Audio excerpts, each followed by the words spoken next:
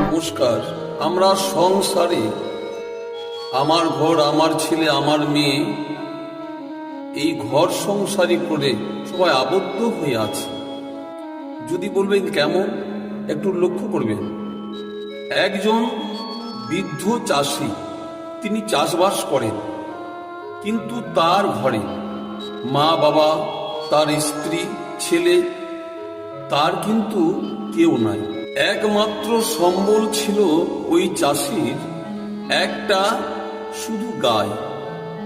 ওই গাইটাকে প্রত্যেক দিন সেবা করত, ঘাস এনে খাবার জোগাড় করে আর ওই খুঁটার মধ্যে বেঁধে দিত। কিন্তু ও চাষির যেদিন শরীর অচল হয়ে গেল, সেদিন ওই গাইটাকে বললেন,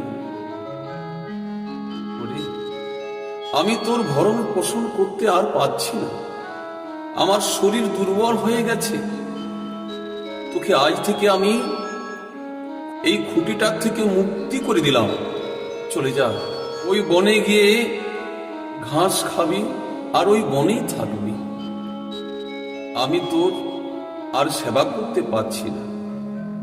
এই বলে ওই খুঁটির থেকে গাইটা খুলে দিলেন। কিন্তু গাইটা চলে গেল বনের মধ্যে, ঘাস পাতা যা কিছু খেয়ে যখন সন্ধে হয়ে গেল, আবার ওই গাইটা কি করলেন জানেন? না, ওই খুঁটির মধ্যে দাঁড়িয়ে থাকলেন। আবার যখন সকাল হয়ে গেল, আবার সকালবেলা ওই গাইটা নিজেই চলে গেল বনের মধ্যে। ওই বৃদ্ধ চাষি মারা গেল। কিন্তু গাইটা ওই সন্ধ্যের সময় ওই খুঁটির কাছে আর দাঁড়িয়ে থাকে। আবার যখন সকাল হয় তখন চলে যায় বনের মধ্যে, আর ঘাস পালা যা কিছু পায় খেয়ে আবার সেই খুঁটির মধ্যে দাঁড়িয়ে আছে। আচ্ছা, কেন বলুন তো? না, ওই যে তার একটা মায়া। ওই গাইটা মনে করতো এই খুঁটিটাই আমার সব। সে মতো আমাদের ঘর সংসার একটা হলো ওই খুঁটির মতো।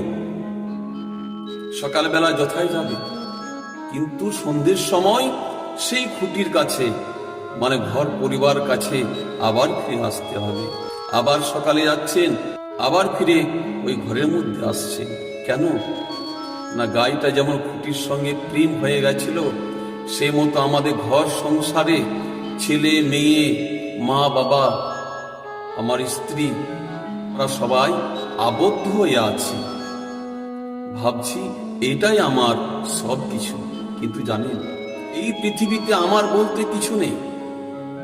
যতদিন শরীর আছে, যতদিন খাটতে পাচ্ছেন, ততদিন তোমাকে সবাই ভালোবাসবে। এই শরীর যখন অচল হয়ে যাবে, তখন আপনাকে কেউ ছুবে না।